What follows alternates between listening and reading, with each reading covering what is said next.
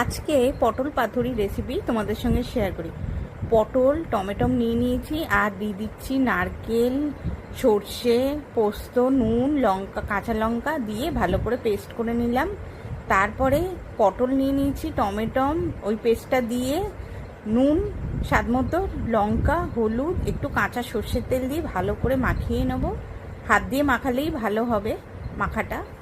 তারপরে আরেকটুখানি অল্প করে সামান্য স্বাদ অনুযায়ী মিষ্টি দিয়ে দিলাম। এবার কলা পাতা নিয়ে নিয়েছি, তার মধ্যে তেল মাখিয়ে সব মিশ্রণটি দিয়ে একটু তেল আর কাঁচা লঙ্কা দিয়ে পুরো মুড়ে দেবো। সুতো দিয়ে ভালো করে মুড়ে দিয়ে সুতোটা কেটে দিয়ে এটা এবারে আমি দেবো কড়াই।